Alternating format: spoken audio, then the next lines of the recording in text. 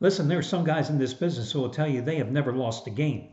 I can tell you last night, after one possession by the Kansas City Chiefs, I knew I was on the wrong side of that Ravens game last night. Now, you know how much money I have made you over the past few weeks. You know how much money I've made you in football this season alone. Hell, I was 5-0 in the NFL going into last night's game. I was 7-2 in college and pro overall this season.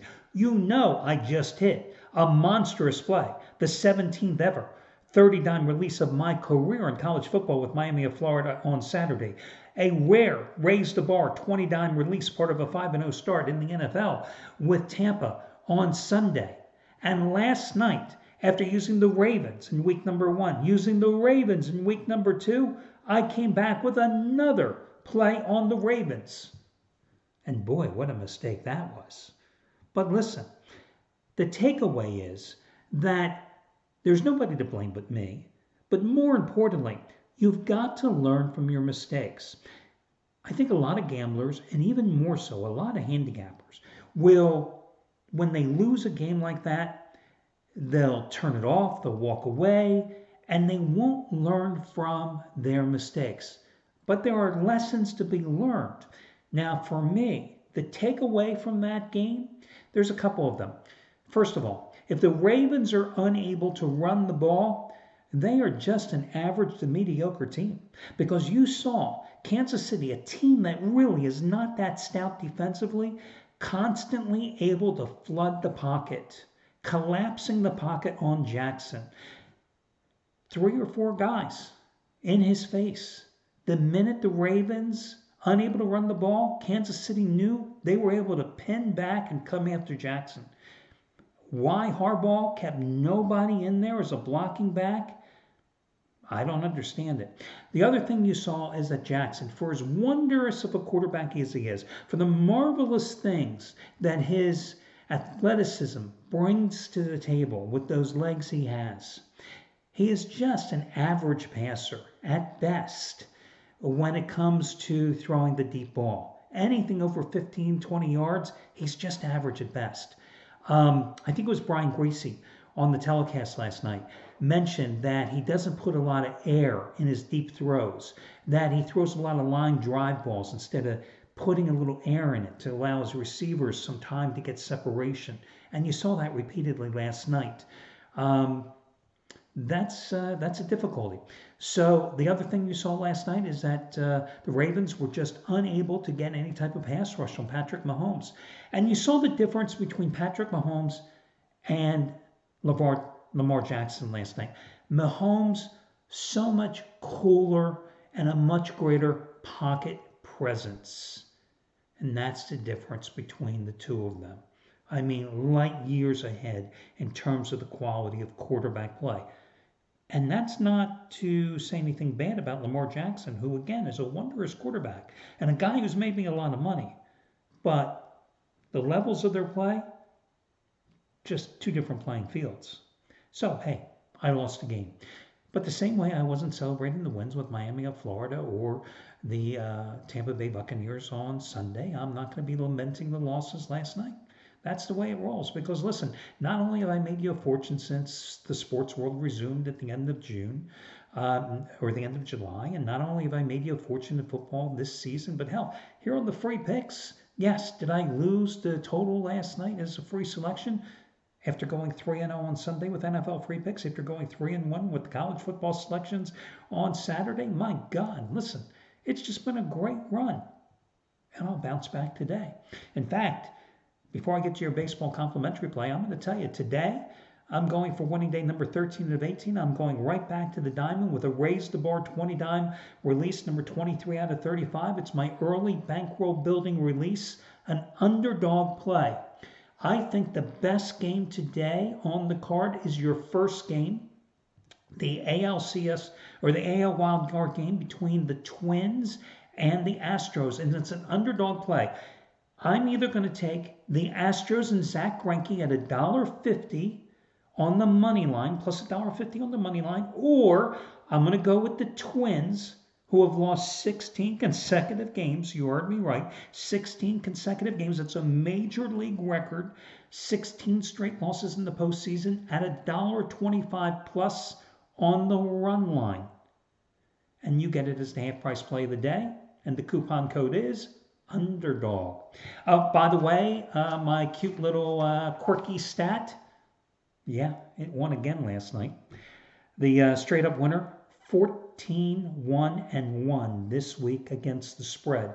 The overall record so far this season, 38-9-1. Favorites and underdogs, 8-8 against the spread so far, or went 8-8 against the spread this week, and 6 of those 8 puppies barked outright, with the Chiefs being the last one on the card to get the job done. So we'll continue to update those records for you as the season progresses. Let's talk about your complimentary plays. My favorite complimentary play today is the game that goes to 5 o'clock Eastern Time at Tropicana Field, where the Rays are going to take on the Toronto Blue Jays. The Rays are $1.05 on the run line, plus $1.05. That's the way you've got to play this game because of the high money line price. Blake Snell taking on Matt Shoemaker. Tampa's going to play in an empty stadium, something the Rays are certainly familiar with. Had to get my dig in there, right? Listen, Blake Snell going for the Rays. 2.57 earned run average in 5 home starts this season with 32 strikeouts and only 18 hits allowed in 21 innings of work. Had a 2.81 earned run average in 13 career starts against Toronto. He made 2 of those starts this season against the Blue Jays. In 7.2 innings, he struck out 14 and allowed just 2 runs and 8 hits. The Rays went 20-9 at home this season. They finished the year on a 9-2 roll. Matt Shoemaker is going for Toronto today. He is going, even though their ace starter is not, because their number 1 guy is being pushed back actually because he threw over 100 pitches in his final start of the regular season. So they're pushing up Shoemaker.